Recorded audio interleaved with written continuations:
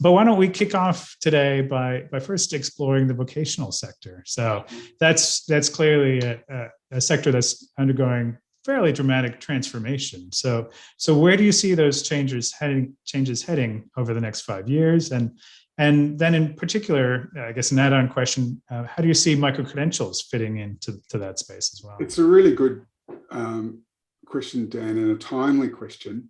The current vocational sector in its major format, the way it's structured, really goes back to the 70s and 80s when the notion of competency-based learning was introduced and then made dissipated through both government and private providers in the 80s and 90s. So there's a long history of competency-based learning on a national basis in Australia, which is a bit rare in the world. There are other national systems like this, and the systems in Britain and Germany and others operate in a similar way. But Australia is a very comprehensive system and a very homogeneous system, like it's used by everybody in both private and public settings. It's a fantastic thing, but unfortunately, it's now showing its age. And there was a major reform in the early part of the last decade, around 2011 and 12, trying to make sure it was relevant. One of the changes in the vet sector that's happened, and I think most commentators would agree, whether from any angle, that there was a move from valuing the education provided to a much more vocational education has to be about jobs and jobs outcomes. And in some ways that's understandable because governments of any persuasion are trying to get job outcomes and they want to make sure that people are learning for their jobs, However, the downside is that assumes that the jobs market and the job definitions and job descriptions stay pretty static, and bureaucratic institutions can rely on them, and nothing could be further from the truth. So what we've got now is some, 120 plus qualifications in the Australian Quality Training Framework, the vet sector as we know it, the TAFE sector. Dozens and dozens of those qualifications aren't taught by anybody because there isn't a viable cohort to justify being a training provider. And increasingly, the public sector and the private sector are paid for the assessed outcomes rather than the delivery of learning.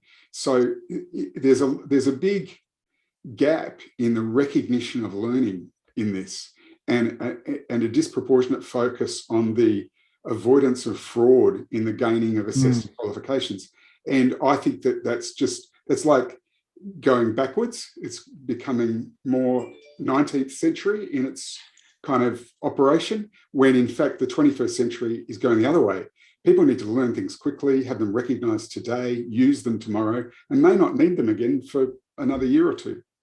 And so we've got a big problem, I think, a really deep disconnect between what's really going on for people, for learners, and what's being managed by the various authorities. I don't think it's a political issue. I think it's a question of the way the institutions and government operates overall. Yeah, look, totally agree, and makes sense. And then as micro-credentials as a piece that fits into that. So does that enable those organizations to get around some of that bureaucracy and get right to the heart of? Maybe. I mean, one of the things is that when you look at the way competency and units of competence are written, they're actually micro-credentials already. They're broken down into three structures: performance criteria, performance evidence, and knowledge evidence.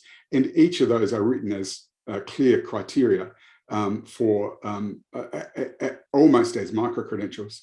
The sad fact is, though, because they're written by committees rather than formed from data, they're duplicated, they're out of date, they're not standardized and machine readable. They're sort of whoever was on the committee and favored one type of language over another, or one important nuance over another, well, they got their way on a vote.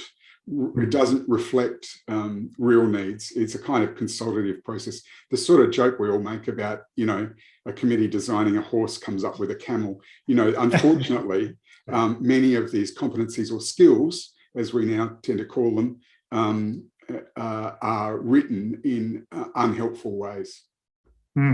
So we already have micro-credentials. We've had them for 30 or 40 years. The question is, are they relevant?